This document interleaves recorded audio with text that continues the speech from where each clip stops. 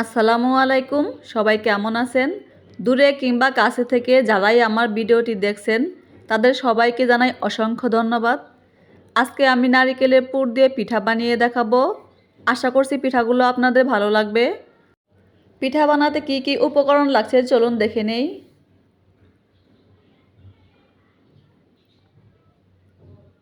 চুলায় একটি কড়াই বসিয়েছি, এখানে কোরানো নারিকেল দিয়ে দেব। এরপর দেব এলাচ, দারচিনি, তেজপাতা। এগুলো ভাজার পরে কিন্তু আমি তুলে ফেলে দেব। এখন দেব পরিমাণ মতো চিনি। চিনিটা আপনারা টেস্ট অনুযায়ী দিয়ে দিবেন। এইখানে আমি কাজু বাদাম হালকা ভেজে আধা ভাঙ্গা করে নিয়েছি, আর নিয়েছি হালকা ভেজে তিল। এগুলো দিয়ে দেব। নারিকেলের সাথে ভালোভাবে মিশিয়ে নেব।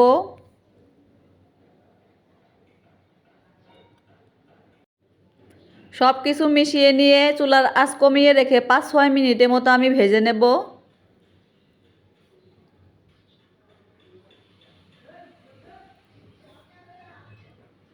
নারিকেলটা ভাজা হয়ে গেছে, এখন নামিয়ে নেব।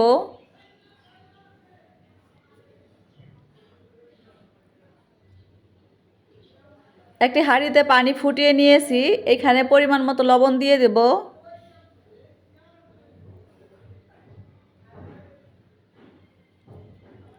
এখন দেব চাউলের গুঁড়া। গরম পানির সাথে চাউলের গুঁড়িটা ভালোভাবে মিশিয়ে নেব।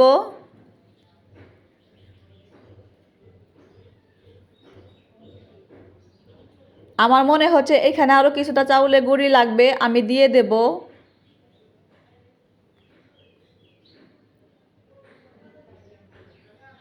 দিয়ে ভালো করে আবার মিশিয়ে নেব। চাউলের গুঁড়ি কিন্তু ভালোভাবে সেদ্ধ করে নিতে হয়, নর্মাল আটার মতো কিন্তু এই গুঁড়িটা এইভাবে সেদ্ধ করলে চলে না। এখন ঢাকনা দিয়ে ঢেকে চুলার আঁচ লোতে রেখে 5 মিনিটের মতো সেদ্ধ করে নামিয়ে নেব।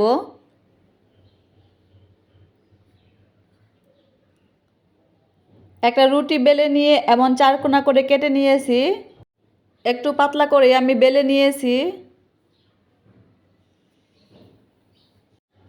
এটার মাঝখানে আমি নারিকেলের পুরটা দিয়ে দেব।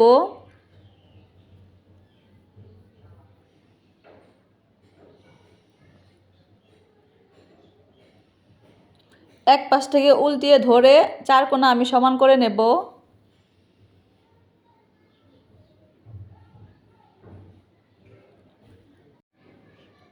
সাইডগুলো হাত দিয়ে একটু চেপে চেপে লাগিয়ে নেব।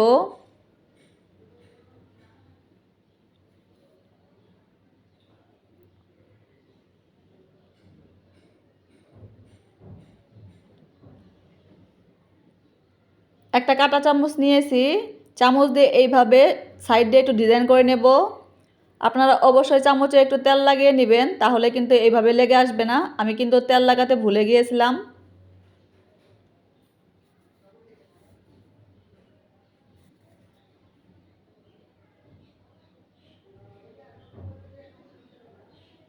এখন একটা চা চামচের পিছন সাইড দিয়ে এইভাবে আস্তে আস্তে করে ডিজাইন করে নেব।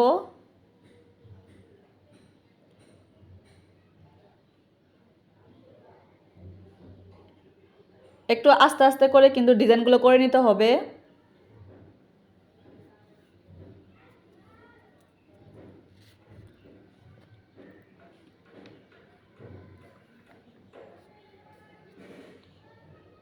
পিঠাটা কিন্তু আমার বানানো হয়ে গেছে। এইভাবে আমি সবগুলো পিঠা বানিয়ে নেব।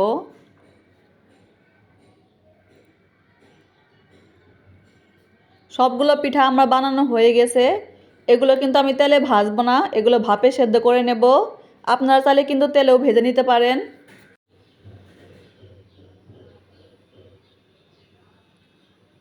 আমি একটি রাইস কুকারের ছাঁকনি নিয়েছি, এই ছাঁকনিতে সবগুলো পিঠা দিয়ে দেব।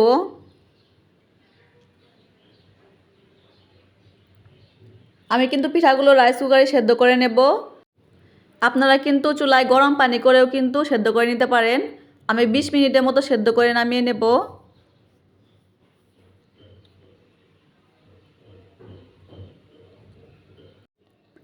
20 মিনিট পর কিন্তু আমি পিঠাগুলো নামিয়ে নিয়ে এসেছি। পিঠাগুলো কিন্তু আমার পুরোপুরি সেদ্ধ হয়ে গেছে। আজকের এই ভাপে সেদ্ধ করা পিঠার রেসিপিটি আপনাদের কেমন লাগলো অবশ্যই আমাকে কমেন্টে জানাবেন।